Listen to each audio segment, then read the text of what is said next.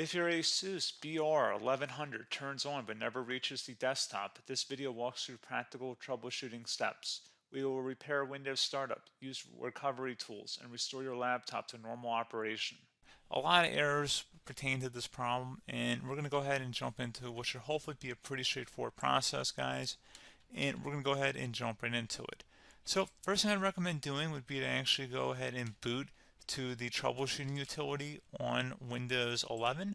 So if you do a hard power off 3 times in a row, Windows should automatically attempt to launch the starter prepared utility.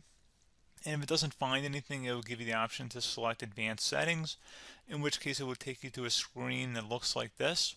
Now, if it does not take you to a screen that looks like this, or you're unable to get to that, you can also download the Windows 10 Media Creation Utility, or Windows 11. They probably will make a creation utility for Windows 11 at some point. And it doesn't really matter, you can actually run the Windows 10 utility on Windows 11 as far as I'm aware. And you should be able to run the troubleshooting utilities built in within it. So you just would go ahead and download it to an ISO file and then burn it to a DVD or USB.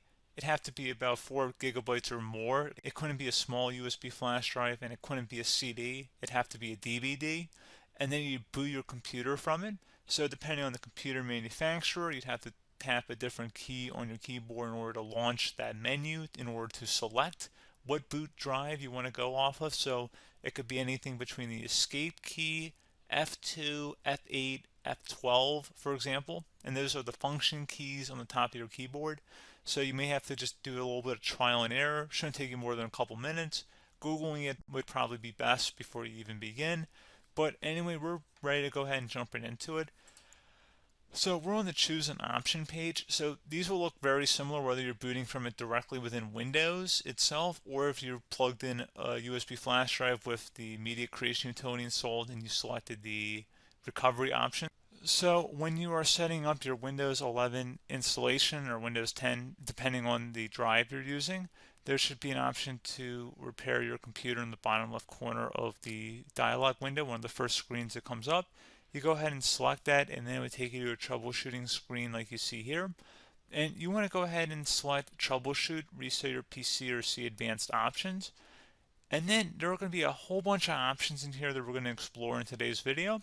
The first one, we're going to actually go underneath advanced options and then select startup prepare, fix problems that keep Windows from loading. So go ahead and select that first.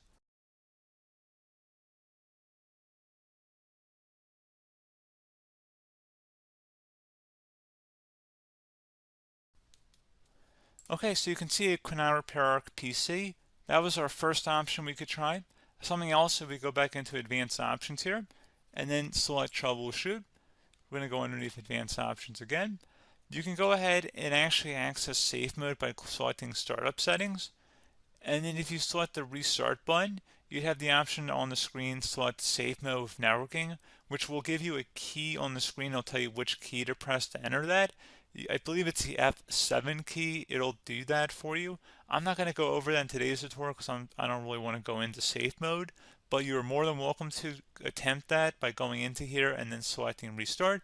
Again, it'll launch another screen. It'll say what key do you want to press, and it'll give you like 7 or 8 different options, and you want to select safe mode with networking.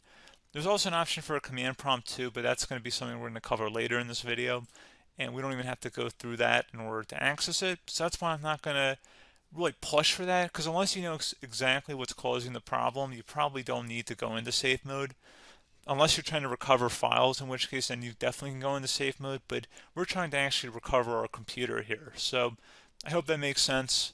Something else we can also try here as well would be to uninstall updates, remove recently installed quality or feature updates from Windows. So if you go ahead and select that, you can uninstall the latest quality updates, which generally is the more day-to-day updates.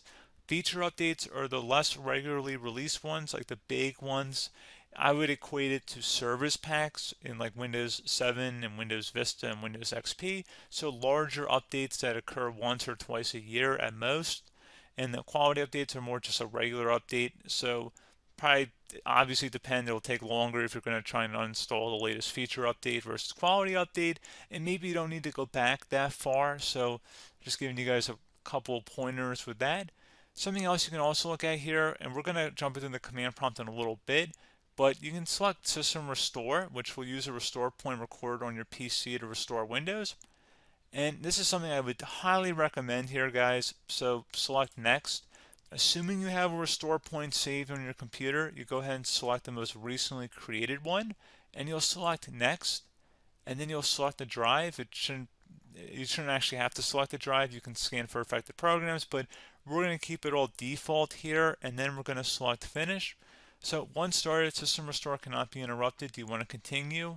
I think we're going to select yes. I don't think we have anything better to do on our computer right now, so just give it a moment here to initialize. It will take a couple minutes to run, obviously depending on how large your hard drive is and how much is saved on the System Restore point. So just give it a couple minutes here.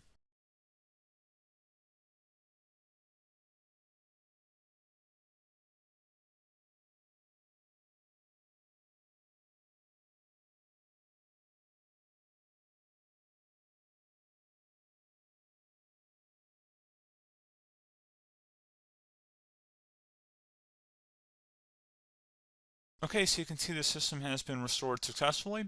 We're going to go over a couple different methods in addition to that if that did not work. So I'm just going to pause the video and we're going to start back on the recovery screen that we started with. Okay, so a couple other things we can try here too. If you go back into troubleshoot, you can select reset your PC, while you choose to keep or remove your personal files and then reinstalls Windows. You can select to keep my files, which will remove apps and settings but keeps your personal files. You can also select remove everything, which will remove all of your personal files, apps, and settings. So this is more of a factory reset, the second option here. First option, it should not delete all of your personal files. However, it will pretty much clear most of your programs. And keep in mind, there's no guarantee that your information, number one, is even still available and easily recoverable on your computer to the point that you actually would be able to recover anything. And the second point is that there's always a chance that it won't actually recover and it will just do a factory reset anyway. So there's no guarantee that actually would keep your files anyway. So I would recommend trying to get a recovery tool and backing that up first before selecting it anyway. But again, those are a couple of different options. And then something else you can try here, if you go back to the choose an option. Another option, if you go underneath choose an option and select troubleshoot, advanced options, and now select where it says command prompt. Okay, so the first thing we should do is type our main hard drive here. In most cases, it should be the C drive. So you just do a C colon and then hit enter on your keyboard. So once you're underneath the C drive, we're going to type in dir and then hit enter on your keyboard. It should have program files, users, and Windows all in there. That's how you know you're in the right directory.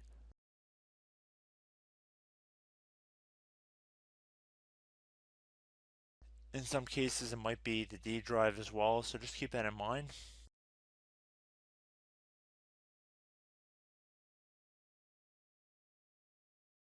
Next thing we're going to do is type in cd space / Windows / system 32 / config, and then you're going to hit enter on your keyboard.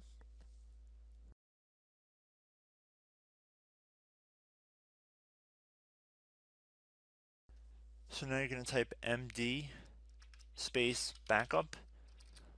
If you've seen other tutorials, it might also say to put down md backup.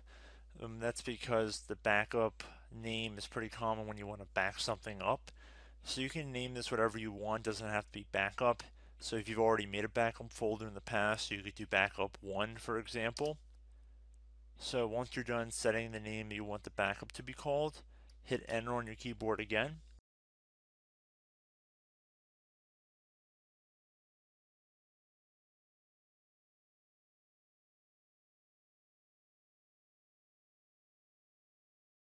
At this point, you want to type copy, C-O-P-Y, space. Then you want to do the star symbol above the 8 key. Then do a period or a dot, whatever you want to call it. Then another star sign, and then another space, and then type backup, and then hit enter on your keyboard.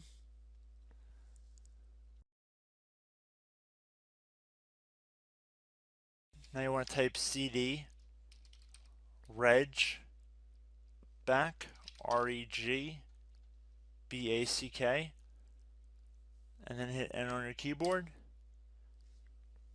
So now that we are under the reg back, so now you want to type dir again and then hit enter.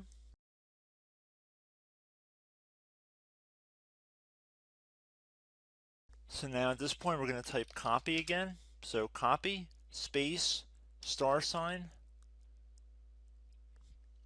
dot, another $, space, and then 2 dots.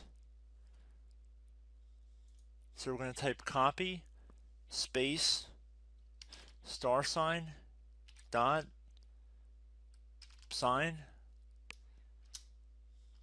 $, dot dot, and then hit enter on your keyboard again. So for overwrite, you want to overwrite all. So type A on your keyboard, so capital A, and then hit enter on your keyboard.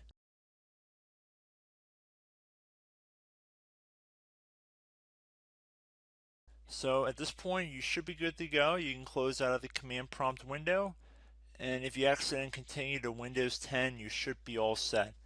So I hope one of these 3 or 4 different methods we went through in this tutorial helped you guys out.